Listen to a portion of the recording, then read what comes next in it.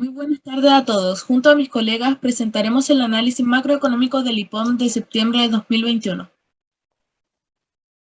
En este análisis veremos las proyecciones para la economía de este año y el próximo a partir de cómo se comporten las variables macroeconómicas y económicas subyacentes a la actividad de nuestro país. El IPOM presenta las proyecciones para la economía en el mediano plazo y la visión del Consejo sobre la evaluación de la inflación y sus consecuencias para la conducción de la política monetaria. A continuación, presentaremos las variables a analizar, las cuales son el IMASEC, la inflación, la desocupación, la demanda interna y el escenario internacional. El IMASEC. Según el análisis, podemos decir que en Chile la recuperación de la economía ha mostrado un ritmo de expansión superior al esperado. Como podemos observar en el gráfico del lado derecho, hay algunos sectores económicos como los servicios, la industria y la minera que están con una actividad económica parecida a la que había previo al estallido social.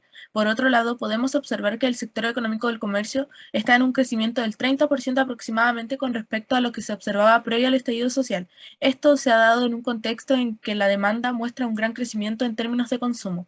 También podemos agregar que algunos de los sectores económicos han ido recuperándose a su paso por las restricciones que se mantienen debido a la pandemia. De todas maneras, el avance del plan paso a paso en todo Chile ha permitido que las restricciones se hayan ido reduciendo y varios sectores económicos se han podido reabrir en los últimos meses.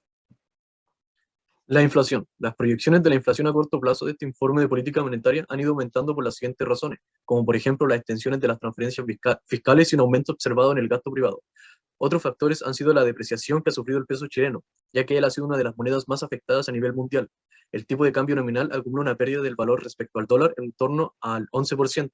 También a esto se le suma que el precio de los combustibles, ligada al nuevo incremento del precio del petróleo a nivel global, y además que por consecuencias del IFE y los masivos retiros de ahorros provisionales, la demanda ha sobrepasado la oferta. Y esta aún no se puede recuperar. En el escenario central, la inflación anual del IPC terminará el año en un 5,7%, manteniéndose en cifras por sobre el 5% durante la primera mitad del 2022. Y por otra parte, la desaceleración de la demanda generada por los retiros de las políticas de estímulo fiscal y monetario para disminuir la inflación la llevarán a converger al 3% en 2 años. La variación anual del IPC comenzará a disminuir para ubicarse en los valores por debajo del 4% a fines del 2022 y finalmente en 3% para el 2023. Desocupación. En el mercado laboral ha ido aumentando en el número de empleos, especialmente de los asalariados. En el gráfico se observa una recuperación y un mayor grado de heterogeneidad. Los cotizantes de AFP están en niveles de empleo que superan la caída previa a pandemia, y los indicadores del INE muestran algo parecido a lo del empleo formal. El empleo informal está más rezagado y las razones son desincentivo. Las vacantes de empleo han subido considerablemente en los últimos meses y las expectativas repuntan. Sin embargo, no están siendo cubiertas totalmente por la escasez de oferta de mano de obra, y las postulaciones a estos trabajos, en la línea azul, indica qué ocurre con las postulaciones, y está en niveles bajos, quizás porque los colegios no vuelven 100% presencial y las familias se quedan en casa o por temor al contagio. En general, las empresas están teniendo dificultades para encontrar trabajadores, y a lo significativo no han logrado contratar específicamente porque no hubo candidatos o no se ajustaban al perfil, por el grado de dificultad. Esto ha tenido un grado de problemas y afrontarlo, por lo que sería problemas más microeconómicos, por el cómo se operan. Respecto a la demanda interna, se puede observar que el consumo de bienes durables está por encima de las tendencias previas. Con esto me refiero a la compra de electrodomésticos, por ejemplo, que está hoy 50% sobre de lo que habría previo a la pandemia. En cambio, otros componentes que se encuentran en este gráfico, como la inversión en maquinaria y equipos, está algo más atrasada. Con esto quiero decir que por el lado de los componentes del gasto agregado se puede observar una segura diferencia, donde el consumo es el que lidera y la inversión está un poco más retardada, en específico la inversión en construcción. Esto se evidencia a una serie de elementos conectados a las perspectivas futuras, vinculadas al impacto de la pandemia, en, por ejemplo, los procesos de construcción, los cuales han tenido que ser detenidos o aplazados por las restricciones de aforo, por lo que son razones justificadas para poder explicar esta baja. Y ya por el lado del consumo, una de las razones para evidenciar por qué el consumo está tan fuerte es por el retiro de pensiones y subsidios, ya que estos promueven el consumo dentro de los hogares y han funcionado con una magnitud muy fuerte.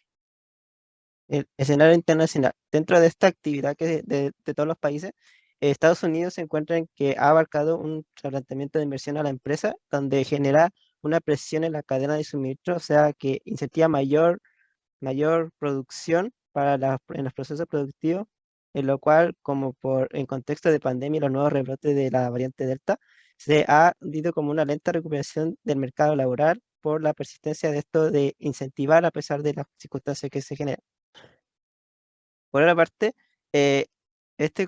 como la han incentivado tanto, como también el consumo se ha ido como aumentando, y esto va a traer la consecuencia de, uno, el alza de los precios que se ha destacado en los últimos meses, el de los combustibles, insumos básicos que son de uso prioritario, y la depreciación del dólar que ha impactado dentro de la economía de diversos países.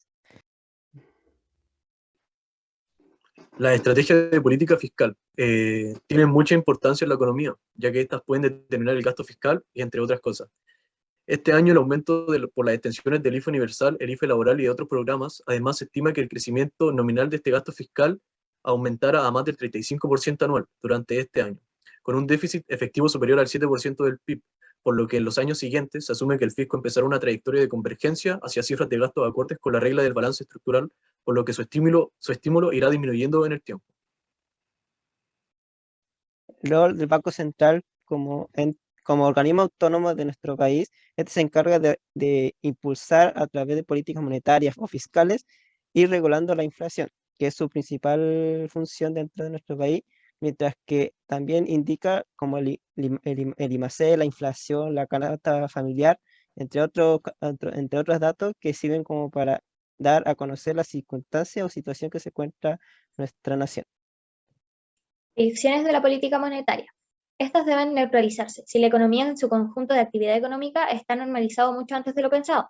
Los estímulos y la inflación también están sin riesgo de caída al alza, y es natural que la tasa de interés se neutralice también. Esto se debe a que una economía equilibrada y la tasa de interés con un camino al 3,5%. Un proceso de normalización monetaria que se decide reunión a reunión. Lo del gráfico, lo morado es cómo puede concluir la política monetaria en adelante, de cambiar y se desplaza hacia arriba porque va creciendo más rápido de lo pensado. Como conclusión y análisis general, la economía de Chile se ha recuperado rápido de la recesión provocada por la pandemia. Esto gracias a los recursos como el IFE universal y los retiros de AFP. Esto ha impulsado el consumo de bienes durables, pero estas medidas tienen un costo muy alto para el país, como por ejemplo el precio del dólar y costos de créditos para comprar casas están elevándose. Es por esto que es fundamental que este crecimiento no llegue al punto en que haga elevar la inflación. La herramienta para controlar la inflación es la tasa de interés de política monetaria y así conservar a raya los aumentos de las UF para evitar el alza de los arriendos y otras deudas de las personas. Además, es importante que el empleo se recupere para que las personas reciban ingresos y así poder desarrollarse y además fortalecer el crecimiento del país, y que el país pueda reponer los ahorros que ha gastado durante esta crisis. Y así damos por finalizado este análisis del IPOM de septiembre de 2021.